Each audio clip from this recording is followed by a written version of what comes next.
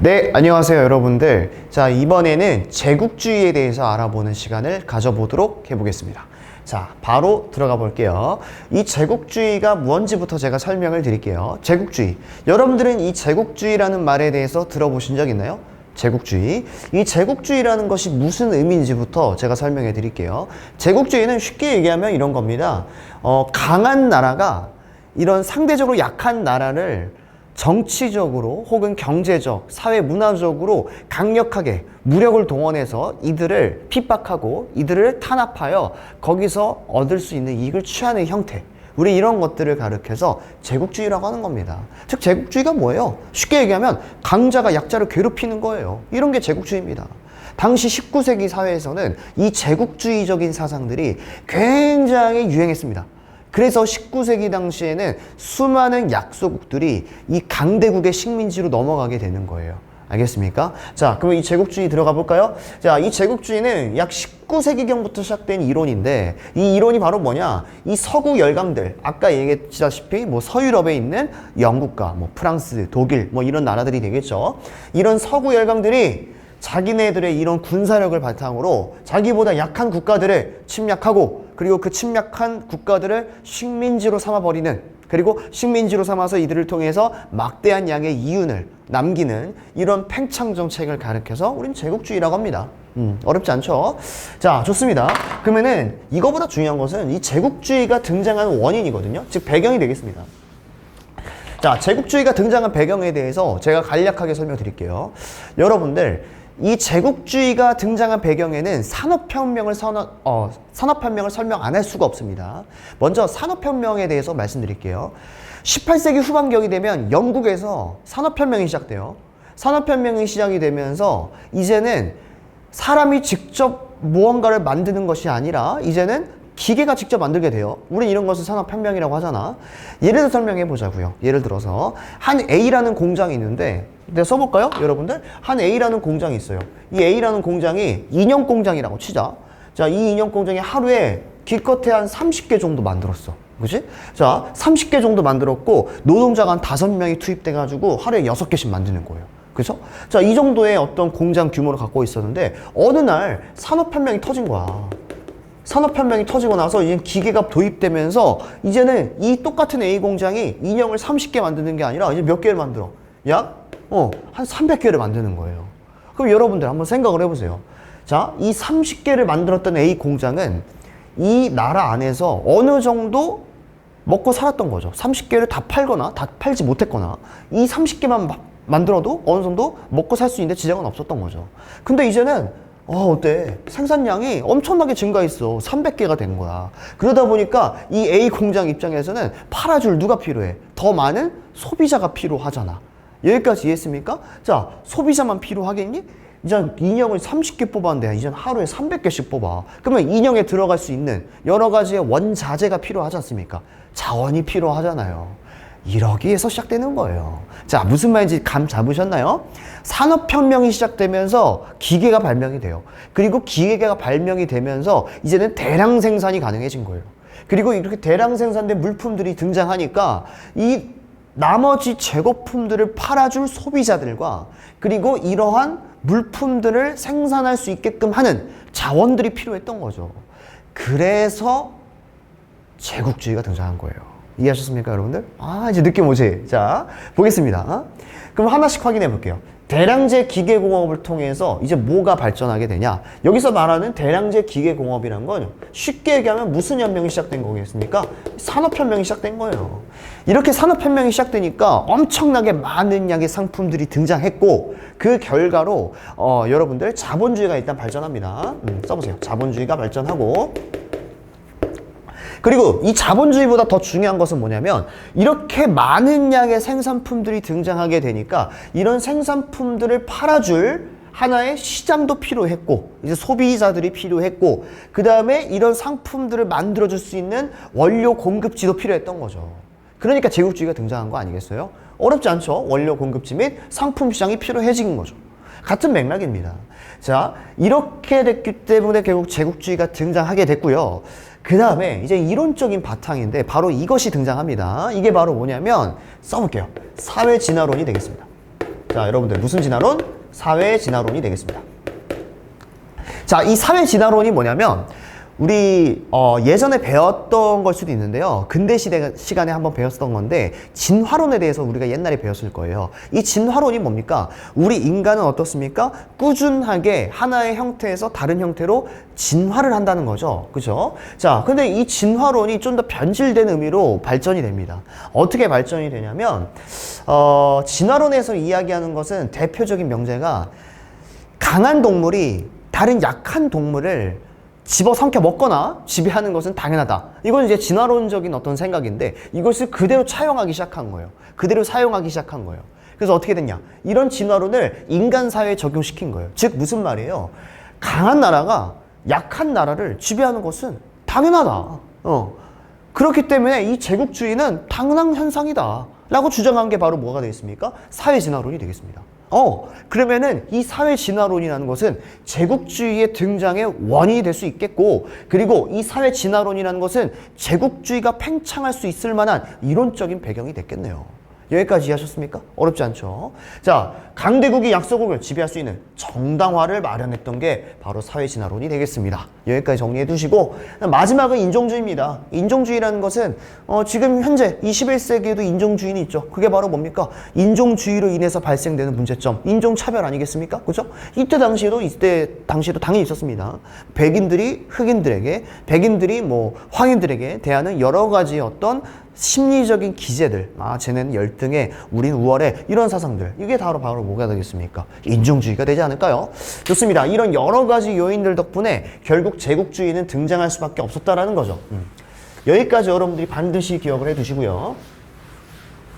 그 이어서 한번 가보겠습니다. 자, 그러면 이렇게 제국주의가 왜 발생했는지 알아봤다면 이제 제국주의가 어떻게 등장했는지 이제 설명을 드려야 될 것 같아요.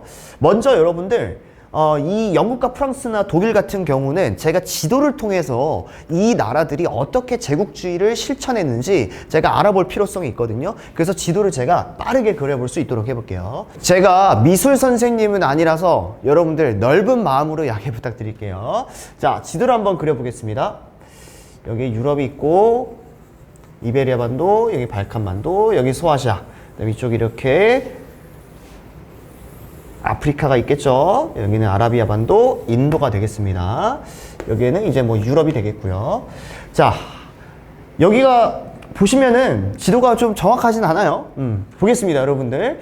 먼저 이 아프리카 지역부터 볼게요. 이 아프리카 지역에 이렇게 생긴 나라가 있었어요. 이렇게 생긴 나라가 바로 어디였냐면 이집트라는 나라가 있었어요. 이 이집트라는 나라를 누가 점령하게 되냐면 영국이 먹어버리게 되는 거예요. 자, 이 지역을 바로 누가 먹게 된다? 영국이 먹어버려요. 이 지역은 바로 이집트가 되겠고, 그 다음에 영국은 여기에 그치지 않아서 이 아프리카의 최남단 지역인 지금의 이제 남아프리카 공화국이 되는데요. 어쨌든 이 지역을 다 먹어버립니다. 그러니까 쌤이 이야기한 이 하얀색 부분은 이 영국이 먹어버린 부분이에요. 그래서 영국의 가장 큰 목적은 이 아프리카를 둘로 나눴을 때 이 지역과 이 지역을 만나게 하려는 그런 목적성이 강했던 거죠. 그러면 여러분들 이 지역과 이 지역을 엮어버리면 지금 이거는 세로선이 되겠습니까? 가로선이 되겠습니까? 세로선이죠. 그러면 세로란 얘기는 종단이에요? 횡단이에요? 여러분 반드시 기억하세요. 세로는 횡단이 아니라 종단이 되겠습니다. 그래서 우리는 이런 정책, 이러한 영국의 정책을 가리켜서 횡단 정책이 아니라 종단 정책이라고 부릅니다. 여기까지 이해하셨나요? 자, 반면에 프랑스는 또 어땠냐면요. 프랑스는 여기에 이렇게 밑줄 친 부분이 있어요. 이 지역이 바로 알제리라는 곳이에요. 이 알제리라는 곳에서 어디까지? 제가 지도를 안 그렸는데 여기쯤에 하나의 섬이 있어요. 이 섬이 바로 무슨 섬이냐면 마다가스카르라는 섬이 있어요. 그래서 이 마다가스카르라는 섬을 이 프랑스가 점령을 하는데 성공하거든요. 그래서 이 프랑스의 목적은 무엇이다? 바로 이 지역과 알제리 지역과 그리고 이 마다가스카르 지역을 중심으로 뭉쳐서 계속적으로 퍼져나가고 싶어 했어요. 그러면 여러분들, 이 프랑스의 정책이라는 것은, 자, 어때요? 지금 세로라고 볼 수 있나요? 아니면 가로라고 볼 수 있나요?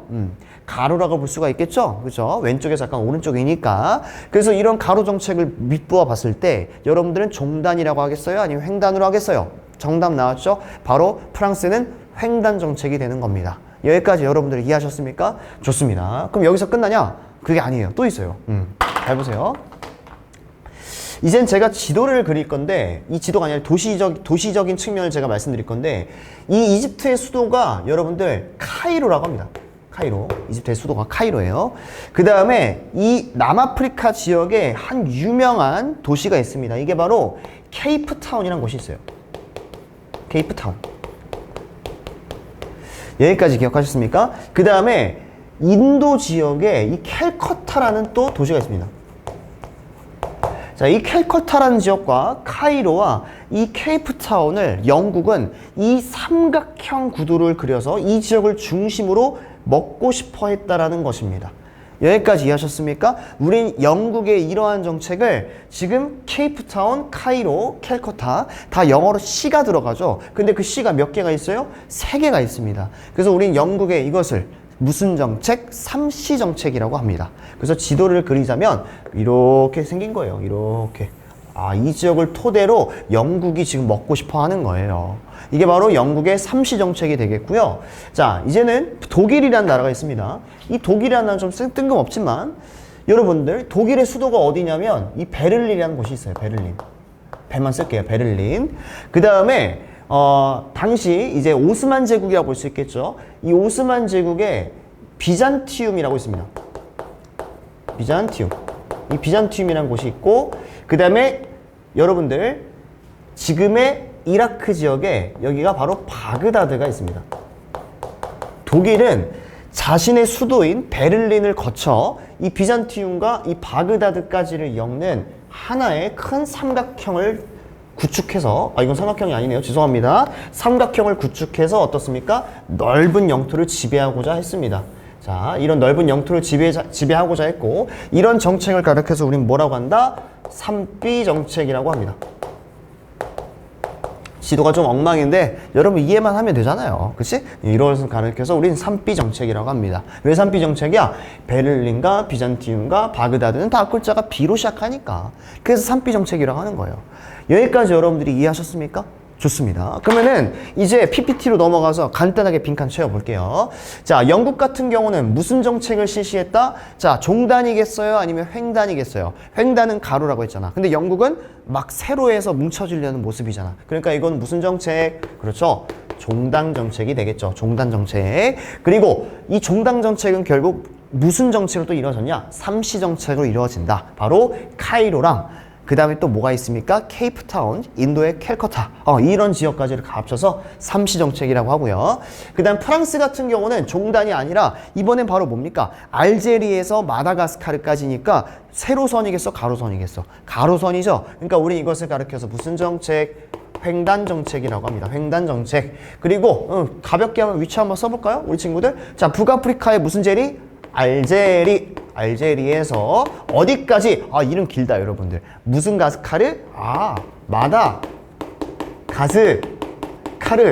정말 이름 길다. 그렇죠 여러분들? 마다가스카르까지 이어지는 대규모의 횡단 정책을 실시한 나라가 프랑스가 되겠고, 그 다음에 독일 같은 경우는 독일의 수도가 어디예요? 베를린이죠. 그러니까 가르쳐서 앞글자만 따서 3가지의 B가 있다. 무슨 정책? 3B 정책이 되겠습니다. 여기까지가 바로 이제 서양 열강들이 취했던 제국주의 정책이 되는 거고요. 여기까지 이해하셨다면 바로 이어서 넘어갈 수 있도록 해볼게요. 네, 여러분들 이번에는 이제는 서구 열강들이 아까는 아프리카 지방의 중심으로 알아봤다면 이 아시아 지역엔 또 어떻게 침략했는지 하나씩 확인해 보겠습니다. 자, 이 아시아를 침략하는 과정은 또 제가 아시아 지도를 그려야 되거든요. 자, 한번 그려보겠습니다. 오늘 정말 힘든 나날이네요. 여기가 한반도, 그 다음에 여기가 중국이 되겠고요. 여기가 동남아시아가 되겠습니다. 그 다음에 여기가 이렇게 돼 있고요. 이렇게 돼 있겠죠. 여기가 자바섬, 수마트라섬도 있고, 이쪽이 보르네오 섬이 되겠고, 이쪽이 필리핀이 되겠습니다. 전혀 필리핀 같지 않네. 자, 뻘쭘하네요. 그 다음에 이쪽 밑에는 여기가 어디냐면 이제 호주예요. 호주. 호주 옆에는 뭐 뉴질랜드도 있겠죠. 뉴질랜드도 있겠죠. 자, 이 정도로 한번 정리해 보자고요. 여기 뭐 일본도 있겠죠. 이렇게 일본도 있겠죠. 자, 이게 바로 뭐가 되겠습니까? 이제 동남아시아랑 뭐 동북아시아 중심의 지도가 되겠는데, 제가 이 지도를 그린 이유는 간단합니다. 바로 나라별로 지배한 나라의 영토가 다르기 때문이에요. 그럼 먼저 영국부터 한번 가보겠습니다. 영국. 자, 영국은요, 일단은 우리가 반드시 기억해 두셔야 되는 게, 대표적으로 제일 먼저 여기 밑에 이제 인도가 있거든요. 이 인도 지역을 먹어버립니다. 인도 지역을 먹어버려요. 그 다음에 어디까지 먹어버리냐? 인도 옆에는 또 하나의 나라가 있었어요. 이 나라가 바로 무슨 나라냐면 버마, 즉 지금의 미얀마가 되겠습니다. 이 미얀마 지역을 다 먹어버린 게 이 영국이 되겠습니다. 자, 여기까지 여러분들이 기억해 두시고, 심지어는 어디까지 먹어버리냐면 이 반도가 있거든요. 이 반도가 바로 말레이 반도가 돼요. 이 말레이 반도도 역시 영국이 차지하는 모습들. 어때요? 굉장하죠? 이 말레이 반도 끝에 있는 나라가 바로 무슨 나라예요? 그 유명한 싱가포르입니다. 이 싱가포르도 이때 제국주의 정책으로 인해서 영국의 영토로 전환이 됩니다. 자, 여기까지 여러분들이 기억을 해두셨다면 이번엔 프랑스입니다. 프랑스는 제가 노란색으로 표시할 건데, 프랑스는 이 동남아시아 지역 중에서도 이 지역을 먹었어요. 이 지역이 바로 어디냐면 이렇게 남과 북을 이어서 만든 나라가 있는데, 여기가 베트남이에요. 이 베트남을 먹어버린 게 프랑스고요. 여기서 먼저 더 나아가서 라오스랑 캄보디아라는 나라까지도 다 먹어버립니다. 이게 바로 프랑스가 차지한 영토가 되겠고요. 그 다음에 여긴 다 영국이 되겠고, 이 중앙에 위치한 나라가 있어요. 이 중앙에 위치한 나라는 여러분들 한번 알아두시면 좋을 것 같아요. 바로 타이가 되겠습니다. 타이. 이 타이가 이제 쉽게 얘기하면 태국이죠. 이 태국은요, 이 영국과 프랑스의 중간지대에 위치했기 때문에 아슬아슬하게 독립을 유지할 수가 있었습니다. 자, 이 사실 간략하게 기억해 두시고, 그 다음에 다른 나라 위주로 한번 가보겠습니다. 그럼 나머지 나라가 바로 어디냐? 네덜란드가 되겠습니다. 이 네덜란드는 이 인도네시아가 있습니다. 이 인도네시아 전역을 먹어버린 게 네덜란드가 되겠습니다. 그러면 제가 정리해 드릴게요. 빨간색 빛주친 부분은 네덜란드의 영토가 되겠고요. 그 다음에 하얀색 부분은 바로 영국이 되겠고요. 그 다음에 노란색 부분은 바로 뭐가 되겠습니까? 베트남과 캄보디아, 라오스, 프랑스가 되겠습니다. 자, 근데 여기서 좀 우리가 살펴볼 게 있습니다. 가장 중요한 건데, 필리핀이라는 나라가 있습니다. 네, 필리핀. 이 필리핀은요, 원래는 스페인 영토였어요. 원래 당시에는 스페인의 지배를 받고 있었지만, 한 20세기 초가 되면요, 이 필리핀의 지배자가 이제는 스페인이 아니라 어디로 넘어가게 되냐면 미국으로 넘어가게 돼요. 이 사실까지 여러분들이 기억해 두셔야 돼요. 그래서 여러분들 보라색 표시는 제가 미국이라고 표시할 거고요. 원래는 누구 거다? 스페인 거였는데 미국으로 넘어갔다는 사실까지도 여러분들이 기억해 두셨으면 좋겠습니다. 이것을 통해서 대표적으로 영국과 프랑스와 그 다음에 네덜란드, 그 다음에 필리핀, 뭐 여러 가지 나라들에 대한 영토 분할에 대해서 알아봤고요. 그 다음에 영국에서 한 가지 안 한 게 있는데, 바로 어디입니까? 이 거대한 나라, 바로 이 호주가 되겠죠. 이 오스트레일리아랑 그 다음에 옆에 있는 뉴질랜드 역시 무슨 영? 영국령으로 변하게 됩니다. 그러니까 이때부터 영국이 차지한 영토가 어마어마한 거예요. 오죽하면 별명이 어떻습니까? 해가 지지 않는 나라겠어요. 어마무시하죠? 그 다음에 여기에 보시면은 여기가 이제 아시아죠. 여기가 아시아라면 이 아시아랑 이쪽이 이제 아메리카 대륙이 된다면, 이 아메리카 대륙과 이 아시아 대륙의 사이에 있는 바다를 뭐라고 합니까? 태평양이라고 하죠. 이 태평양에는 수많은 섬들이 있었어요. 그 수많은 섬들 중에서 대표적으로 마셜 제도가 있어요. 이 마셜 제도라는 지역도 이제 독일이라는 나라가 먹게 됩니다. 독일은 별로 팽창을 못해요. 그리고 태평양 한가운데 또 섬이 있어요. 이 섬은 여러분들 꼭 가보시면 좋죠. 바로 무슨 와이? 신혼여행으로도 많이 가잖아요. 무슨 와이? 하와이가 되겠죠. 자, 이 하와이도 역시 어떻습니까? 미국의 지배로 넘어가게 돼요. 이런 모습들. 미국이니까 다른 색깔 펜으로 해줄까요? 바로 보라색으로 할게요. 하와이는 미국의 지배였다는 거.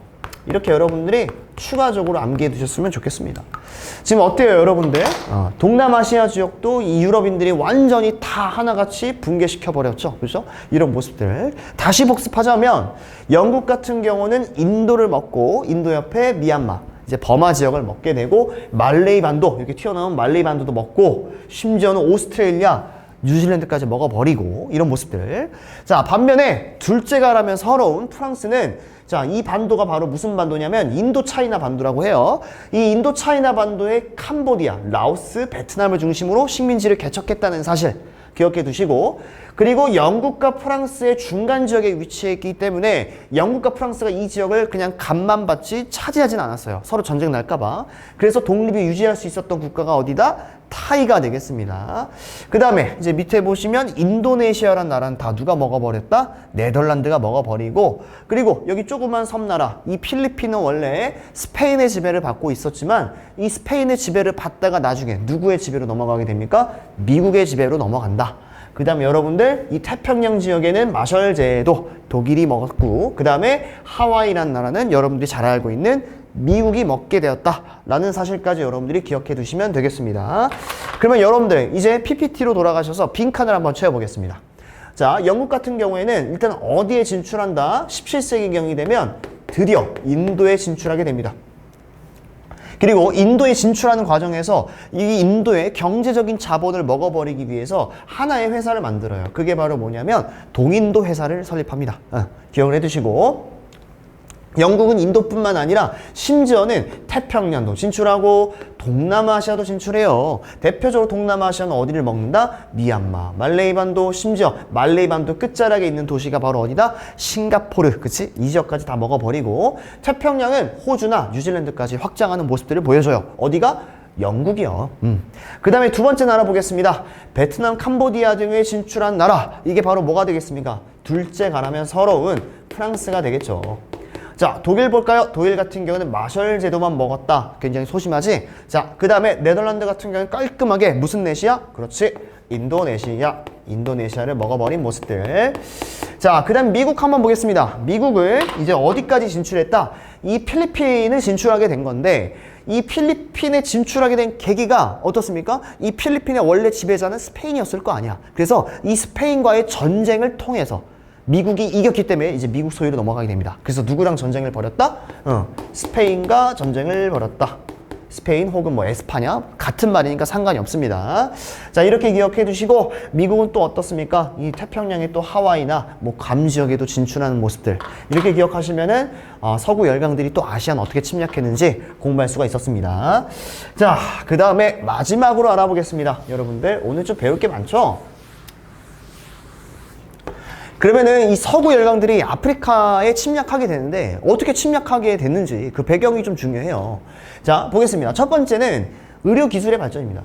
이 의료기술의 발전이 무슨 말이냐면, 여러분 이 아프리카 지역은요 열대기후입니다. 이 열대 우림기후이기 때문에 대부분 지역이 그래서 한번 사람이 들어가면 여러 가지의 전염병에 노출이 돼요. 그래서 이 원래 살고 있던 원주민이 아니라면 수많은 사람들이 풍토병에 걸리거나 여러 전염병에 노출되어 죽는 경우가 다반사였습니다. 근데 19세기 정도가 되면은 이제 여러 가지의 의료 기술이 발전하게 되면서 백신들이 등장해요. 백신. 우리가 잘 알고 있는 그 백신들이. 그러면서 이제는 서양인들이 백신을 맞았기 때문에 전염병에 걸리지 않아서 이제 잘 죽지 않아. 그러다 보니까 어떻습니까? 이 서양인들이 자신감이 생긴 거야. 그래서 이제 아프리카에 진출하게 된 계기가 된 거죠. 자, 두 번째 요인은 19세기 후반 정도가 되면 리빙스턴이라는 유명한 탐험가가 있는데, 이 사람들이 아프리카의 내륙 깊숙이까지 쳐들어가요. 그 이전까지 유럽인들은 아프리카 내륙에 가다가 다 죽어버렸어요. 그래서 거의 해안에서만 어떻습니까? 침탈을 했거든요. 근데 이 리빙스턴 같은 사람은 내륙 깊숙이까지 진출하는 모습들을 보여줘서 당시 유럽인들에게도 이제 우리도 갈 수 있겠구나 라는 생각을 가져다 준 거죠. 그래서 대표적으로 영국은 무슨 정책? 종단 정책. 한번 복습해 볼까요? 종단 정책은 세로예요, 가로예요? 세로라고 했죠. 그러니까 어디서부터 어디까지? 이집트에. 자, 이집트에서 어디까지? 바로 남아프리카 공화국의 어디까지? 케이프타운까지가 되겠죠. 자, 이집트라는 것을 좀 더 다른 말로 하면은 당시 이집트의 수는 카이로가 되겠고요. 자, 그 다음에 프랑스의 횡단 정책 보겠습니다. 프랑스의 횡단 정책은 바로 어디서부터 어디까지? 알제리에서 어디까지? 이름 긴 거. 마다가스카르까지. 이게 바로 횡단 정책이 되겠습니다.